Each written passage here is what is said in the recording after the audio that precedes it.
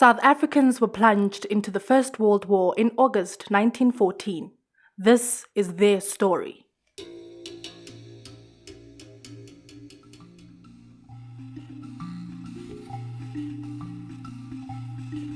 By the outbreak of war, the Union of South Africa as one country was only 4 years old.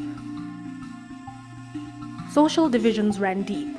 14%, the white population, controlled the majority. The rest, mainly black African, were discounted unless wanted for labor.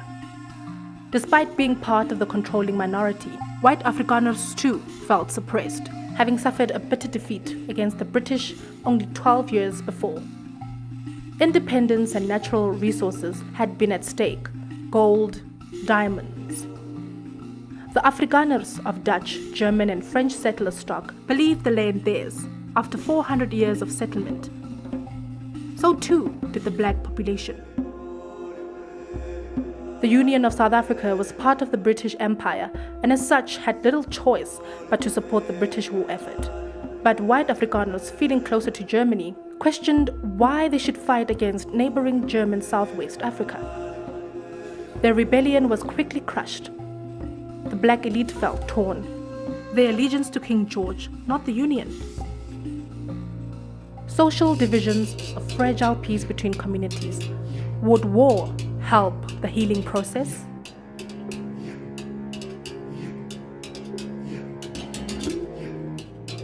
Our enemy, they say, is the German man, fighting to occupy others' land.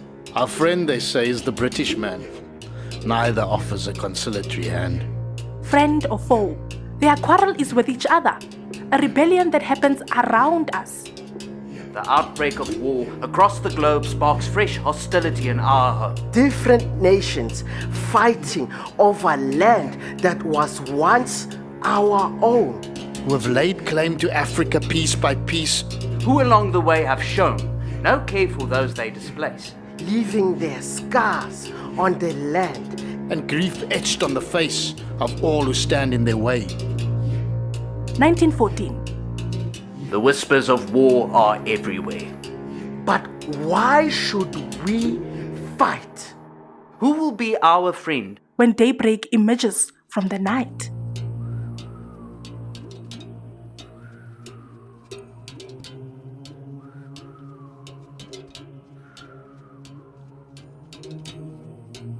Mass movement and forced relocation was a fact of life in South Africa.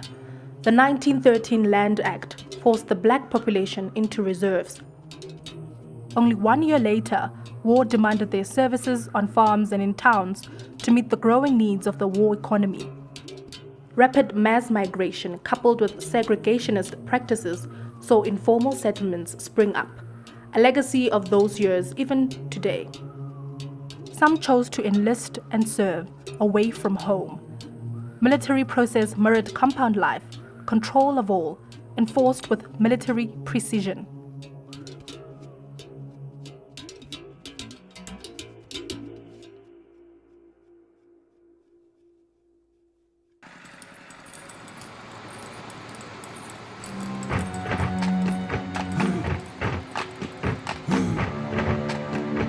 German Southwest Africa war begins. A land grab long desired, far from the European front lines. Paid for by treasure looted from South Africa's mines. Gold, diamonds, the riches of the land. The source of the nation's previous unrest. The commodity used to pay for the European war that comes next. Thousands toil to free spoils that pay for the weapons in the hands of those who fight far afield. each with their life on the line. Whether in trench, field, factory or mine. For the war was not won solely by those who fought, But by the toil of laborers whose spoils bought The resources needed by an army that is vast. In a war that rages across borders. a war that could cast shadow across the Its shadows across its shadow the world. across the world. This is war. war. But why why do we do we fight? Who will be our friend? When daybreak emerges from the night. The economy changes. Although gold remains the bedrock, diamond miners relocate to gold mines to help supply 60% of the world's gold, bought by Britain for a fixed price to fund the war and maintain financial stability. Shifts in labor happen, expanding agriculture and the manufacture of war produce, all contributing to the Union becoming self-sufficient. More women move into paid employment. By 1917, black and white are equally represented in the labor market, yet salaries are far from equitable. Better conditions and pay are demanded. Standing together has benefits. Strikes are common.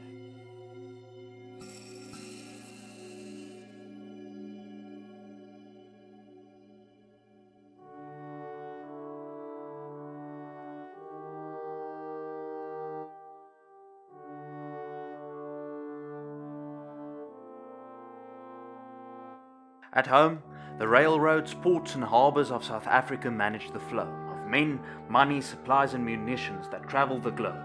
For war is not won solely by those who fight, but by the toil of those who provide safe passage. Those who guide ships and supplies across sea and land. Those who put food, guns, uniforms in the hands of those who fight. a war that many would never choose. But give their lives so that their occupiers would not lose. Liberty and freedom that is not shared. That is not That shared. is not shared. That is not That is shared. not shared.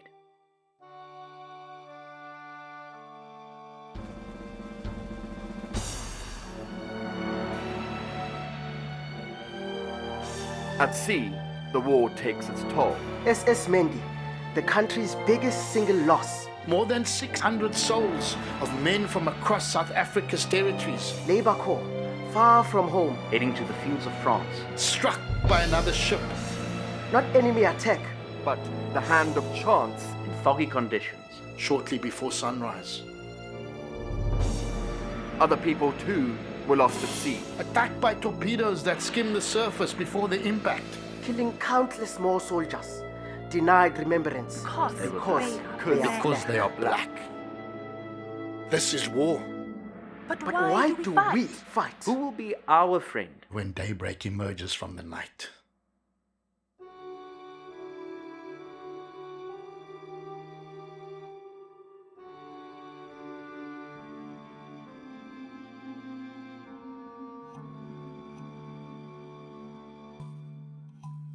The military ports of Cape Town, Durban and Simonstown are a hive of activity, loading food, ammunition and coal for fuel, offloading troops en route to various locations for rest and recovery. Durban Harbour is expanded for bigger and bigger ships. New railway lines are laid across the country to satisfy increased transport demands. Industrial labour increases by the thousands, creating accommodation in and around emerging industrial sites, Jacobs Camp, Kongela, Leesbeek. All this labour is not recognized as military action. It is not counted in the official number of South African troops, yet all supported the British war effort.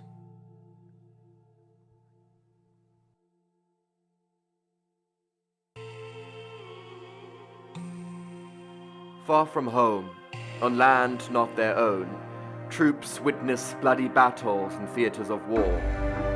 In the Battle of Square Hill, Palestine, the Cape Corps see active service. Lives lost and casualties incurred. As shots are fired by South Africa's men, Bathe in blood of conflict once again. Now shoulder to shoulder with those they fought, just a few short years gone.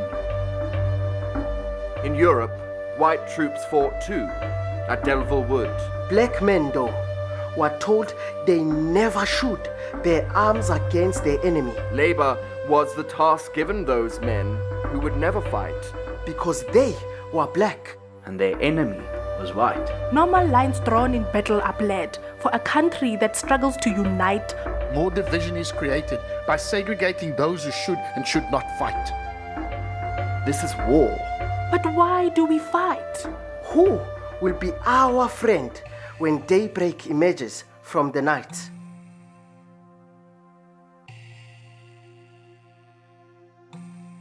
% of South Africa's population served in recognized military capacities. 250,000 men of all population groups, and 500 white women nurses. They served on land as soldiers, laborers, drivers, in medical and veterinary capacities, at sea in merchant ships and the British Navy, and in the air as pilots and mechanics. 11,589 men and women died while serving in the First World War, officially commemorated by the Commonwealth War Graves Commission on headstones or memorials and online. An untold number, men and women of all races, supported on the home front, behind the scenes. Those who returned from the front lines were scarred for life by the horror of their experience, victor and vanquished.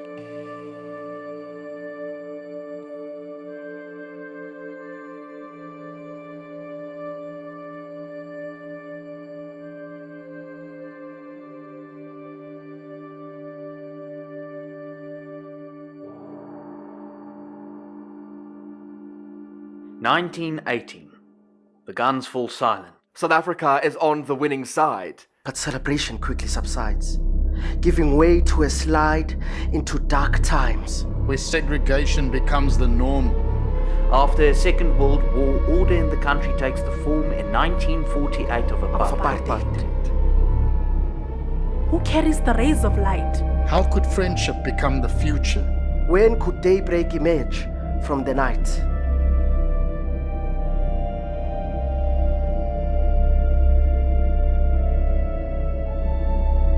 Many South Africans had put their life on the line for union and empire, hoping that this would foster respect and equality for good. They were disappointed. Racism, violence, and segregation became hallmarks of the decades to follow. After the National Party came to power in 1948, it established ruthless apartheid. For almost 50 years, the system persisted, and although apartheid has now come to an end, inequalities remain. Today, the country is still at the dawn. Shafts of light pierce the dark, but shadows remain, the reality stark. Amongst turmoil, though, must remain a place for peace, where there is no more to say. Sometimes silence must play its part. From Cape Town's Signal Hill, we take our cue to stand in silence the world over. Each to remember what they lost in war. 2 minutes silence is observed. A nation For a moment, Is allowed a chance to heal. Woyo,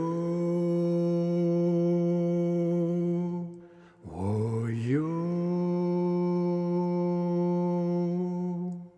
woyo, yo, yo, woyo, woyo, yo, yo, woyo, yo, yo, woyo, yo, woyo, yo, woyo, yo, yo. Woah yo yo, woah yeah yo, woah yeah yo, woah yeah, woah yeah, woah yeah yo, woah yeah, woah yeah, woah yeah yo, woah yo yo yo yo, woah yo yo yo, woah yo yo yo yo yo, woah yo yo yo woah yo yo, woah yeah, woah yeah, woah yeah yo, woah yo yo yo yo, woah yo yo yo. Whoa yo yo, whoa yo yo, whoa yo yo yo, whoa yo, whoa yo, whoa yo yo yo yo yo.